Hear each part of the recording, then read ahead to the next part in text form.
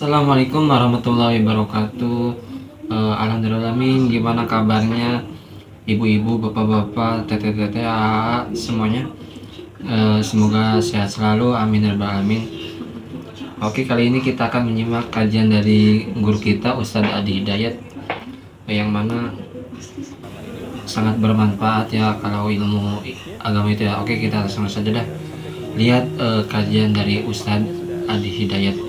Dalam diri kita ini, boleh jadi setiap manusia itu kan tidak ada yang suci. Ya, kecuali para nabi dan rasul yang memiliki sifat maksum, dijaga dari kesalahan.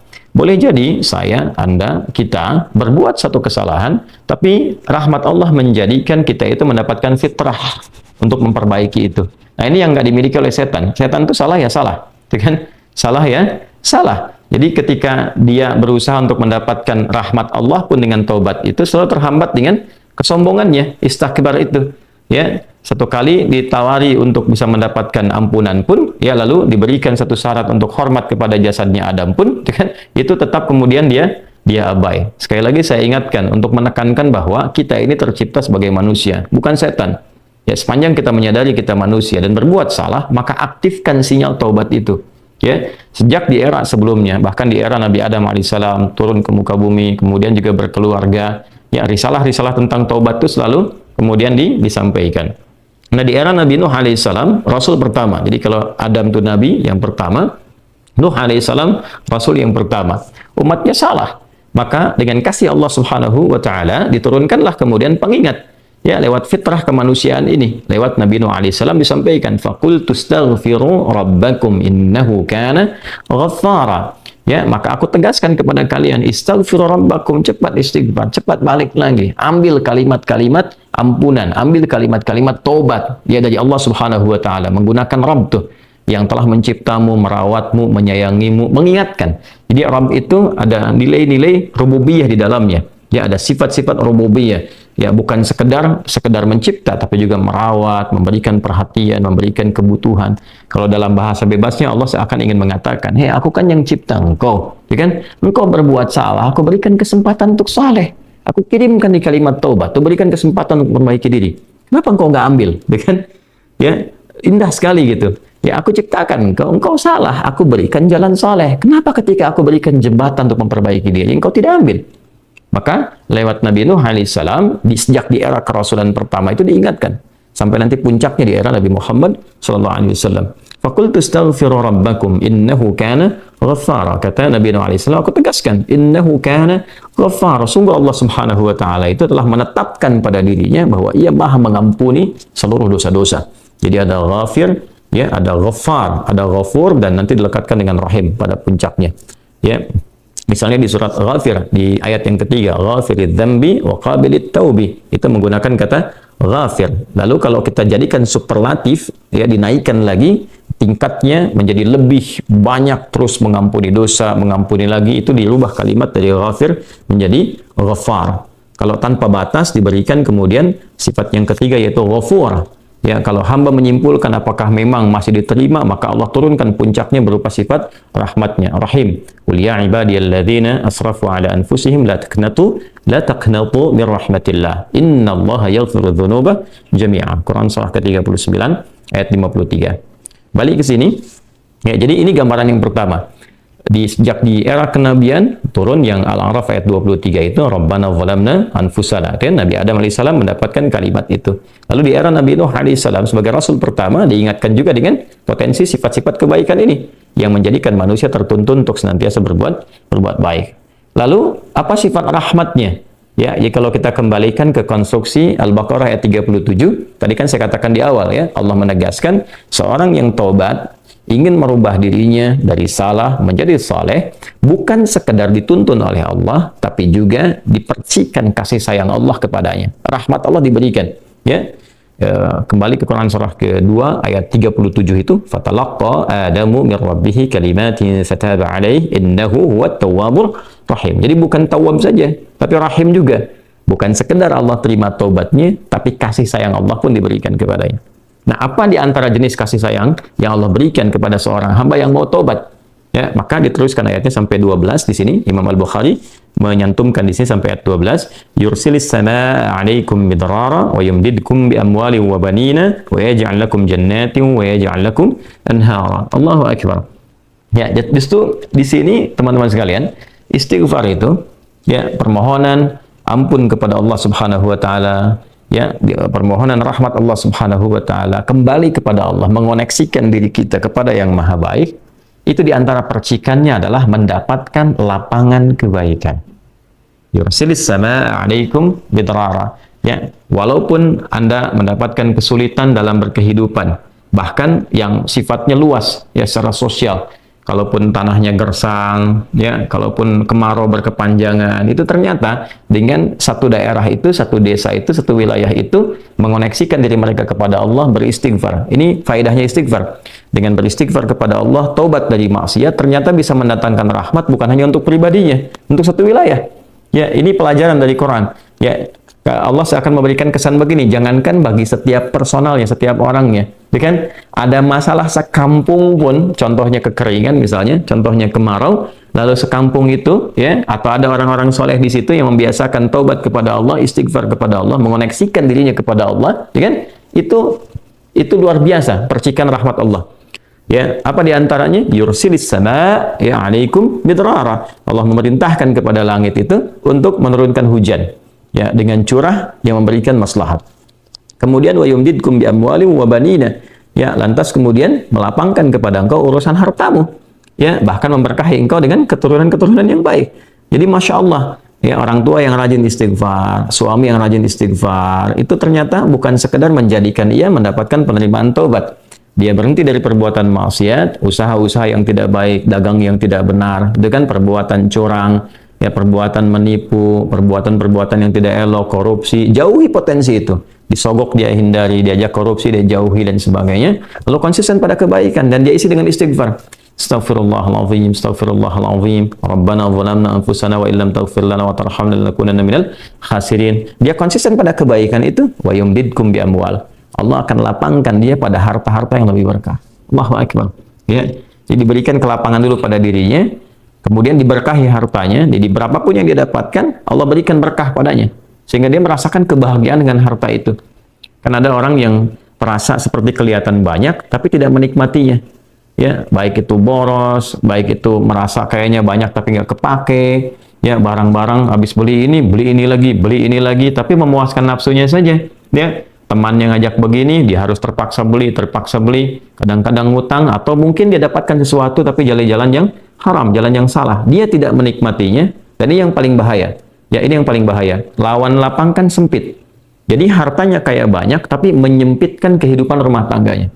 Ya, hubungan suami istri jadi nggak enak, dengan anak jadi nggak nyaman. Itu ciri keberkahan biasanya. Ya, ciri keberkahan yang tidak didapatkan.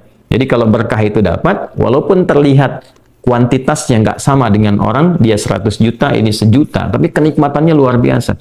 Ya, di rumah ada kebahagiaan, hubungan menjadi nyaman, apa yang ditata itu bermanfaat, yang dimakan menjadi daging, dari daging itu terkonstruksi menjadi pengetahuan, jadi macam-macam, jadi energi, ya energinya dipakai pada kebaikan. Sebaliknya yang terlihat seperti banyak, kayaknya banyak nih, ya, tapi tidak memberikan kebahagiaan. Di rumah nggak bahagia, tidak memberikan dampak energi positif, ke ibadah jadi malas. Ya, itu ciri-ciri pertama kalau harta kurang berkah itu, apalagi tidak berkah, itu pasti menurun kesolehannya, meningkat kesalahannya. Pasti itu.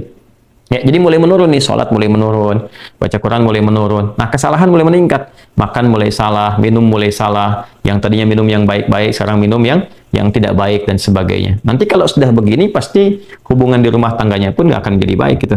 Ya, dan itu akan terbawa dalam kesempitan. Nah, cara untuk mengatasi itu, ini balik ke Quran surah Nuh tadi, di ayat 10 sampai dengan ayat 12. Kalau kita menyadari kemudian itu salah, lantas ingin memperbaiki diri, kembali kepada Allah, perbaiki diri kita, ya, lalu mengingat Allah, menyesali apa yang telah dilakukan, berjanji untuk berbuat baik, itu tidak tanggung apa yang Allah jawab. Ya, kalaupun ada satu kelapangan yang tidak berkah tadi, diganti oleh Allah, dihilangkan yang kurang baiknya, dilapangkan dengan yang baik-baiknya. Lalu setelah itu dijaga keluarganya. Jadi memberikan kesan bahwa ada hubungan yang korelasi secara langsung antara harta dengan keluarga, dengan anak keturunan. Jadi hati-hati, saya ingatkan kepada para ayah, pada saya pribadi dan kita semua, jangan sampai membawa yang haram ke rumah. Sekali lagi, jangan sampai membawa yang haram ke rumah. Jadi kalau istri sudah memasak itu di dapur menjadi makanan dikonsumsi oleh anak-anak jadi daging, ya dikonsumsi jadi daging nih, itu jadi karakter. Ya itu sudah fitrah, sudah umum begitu. Jadi kalau dia baik akan membentuk kebaikan. Kalau nggak baik akan merubah ya, pada keburukan. Kontrolnya susah di situ. Ya, sangat sulit sekali. Nah, caranya tadi kembali kepada Allah, tinggalkan yang kurang baik tadi, nanti Allah rubah. Ya, cara dia mendapatkan harta itu, walaupun awalnya terlihat nggak nyaman, karena kan merubah diri, mengeluarkan yang kotor dulu. Ya, kalau terlalu banyak kotoran, mandi kan ya agak cukup pekat tuh mandinya, bersihkan lagi, rasa nggak seperti biasa. Tapi setelah dibersihkan semua jadi enak kan? Nah, itulah agama begitu, dibersihkan yang kotor itu kayaknya awalnya nggak enak, tapi kemudian hati jadi lapang. Yang diberikan kelapangan hati dulu. Ya, begitu hatinya lapang, baru nanti Allah buka jalan. Ya, setelah hatinya lapang, bagus, dan dinilai baik ini punya kemampuan untuk bertindak dan mengelola apa yang didapatkan, dilapangkanlah rezekinya, karena dia sudah dinilai pandai untuk mengelolanya. Setelah itu diperbaiki keturunannya. Ya. Wabanina wa yaj'al lakum jannatin wa yaj'al lakum anhara. Bahkan setelah itu dibikin kaya lebih dari sebelumnya. Ya, asetnya ditambah lagi, diberikan kenikmatan hidup, ya sampai dijaga hingga kembali kepada Allah Subhanahu wa ta'ala. Itu faidah istighfar. Jadi kalau kita biasakan bertekad, berniat memperbaiki diri dari yang salah menjadi baik, itu Allah sudah berikan motivasi. Aku bukan hanya terima taubatmu, tapi aku rubah keadaan hidupmu lebih istimewa, lebih mahal nilainya dibandingkan dengan keadaan sebelumnya yang terlihat seperti fata morgana. Kemudian dikuatkan dengan Quran surah ketiga Ali Imran ayat 135, ya. Di sini disampaikan Allah Subhanahu wa taala berfirman, a'udzubillahi minasyaitonir rajim. Bismillahirrahmanirrahim. Walladzina idza fa'alu fahishatan aw zalamu anfusahum ini dzakarullaha fastaghfaru lidzunubihim wa may yaghfiru dzunuba illa Allah wa lam yusirru ala ma fa'alu wa hum ya'lamun. Di highlight di sini di firman Allah Subhanahu wa taala, dzakarullaha fastaghfaru lidzunubihim. Ya, yaitu orang-orang yang mendapatkan rahmat Allah Subhanahu wa taala itu. Jadi ini korelasinya dengan ayat 133. Jadi ayat 133 itu Allah Subhanahu wa taala berjanji bagi orang-orang yang menyegerakan istighfar. Jadi ingat dosa hari ini nih. Sekarang misalnya malam nih, kita ingat ada dosa yang dikerjakan. Lantas ketika ingat itu istighfar. Istighfar, minta ampun sama Allah gitu kan. Itu menyegerakan sesuatu tanpa jeda disebut dengan sara'a. Ya, sara'a. Jadi ada sa'a, ada sara'a. Kalau sa'a itu menyegerakan sesuatu dengan persiapan. Ya, makanya besok nih ada Jumatan menggunakan sa'a. Fas'au bukan fasari'u. Ya, ya ayyuhalladzina amanu idza nudiya lis-salati min yaumil jumu'ati fas'au bukan fasari'u. Fas'au itu Quran surah Al-Jumu'ah. Ya, Al-Jumu'ah di ayat yang keberapa? Ayat 9, ya kan? Allah menyampaikan fas'au ila dzikrillah. Bersegera, tapi siap-siap dulu. Mandi dulu, pakai wangian dulu dan seterusnya. Tapi kalau dia bersegera cepat, nyaris tanpa jeda, itu menggunakan sarah. Sehingga guru-guru mengatakan bisurah, cepat, nggak usah banyak jedanya, ya kan? Nah, di Ali Imran ayat 133 Allah berfirman, wasari'u ila maghfiratim min rabbikum. Kalau engkau merasa ada salah, bergegas, jangan tunda-tunda. Ya ingat malam ini, jangan tunda besok. Gimana kalau kemudian tengah malam meninggal?